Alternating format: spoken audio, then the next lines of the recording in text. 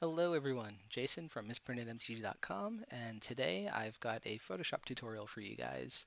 I've recently gone and scanned my entire binder, and I have all of these pages, 9 cards per page. But what I want to do is I want to get this 9 card page down to a single image per card, and I'm going to use Photoshop to automate that process for me.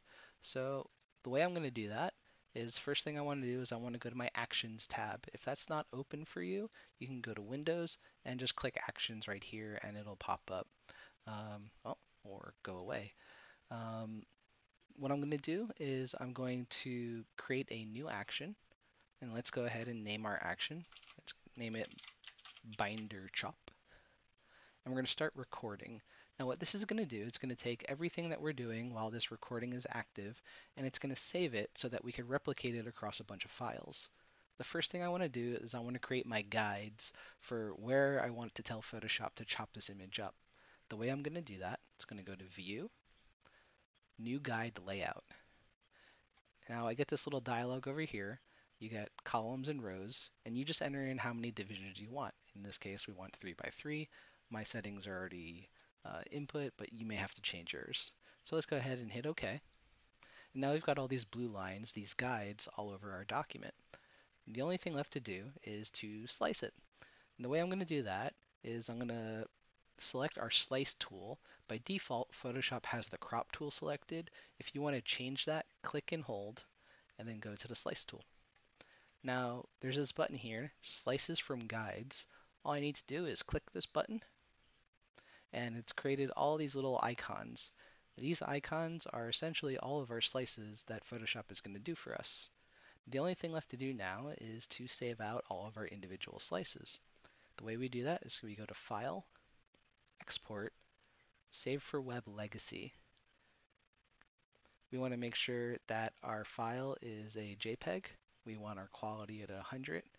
And now all we need to do is hit save and we'll get another dialog pop up.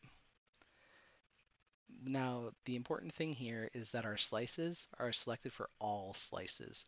Otherwise, it won't save out each of the individual slices. It'll do it based off of what you have selected here in the Save for Web dialog.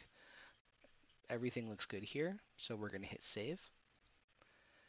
And Photoshop is now saving off each one of those individual slices. If I open up that folder, we can see we have all of our individual images.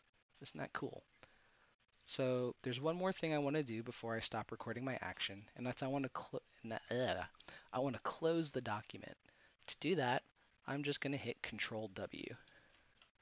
I'm not going to save, and Photoshop bounces me back to this screen here because it's silly.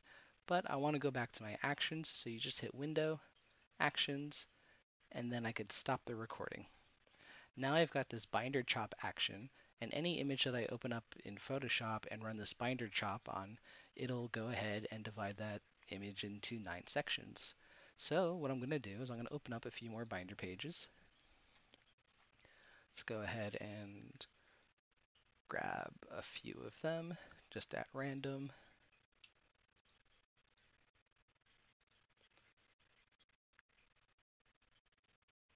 This looks like a fun one. We'll go ahead and open. Now you're going to want to go ahead and open every single binder page that you want to chop. The next thing we have to do is we're going to automate our batch. We're going to get this action to run on all of the open files. To do that, File, Automate, Batch. Now, it should by default have your selected action and your source, you want to change this to open files. You could run this on folders, but I find that gets a little glitchy sometimes, so that's why I like to open up everything I want to run it on in Photoshop.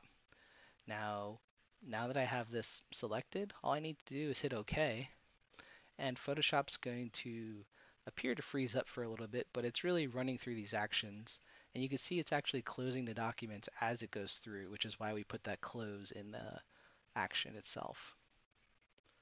Now if I open up my images folder, we have an individual image for each card in the binder page. I think that's pretty convenient.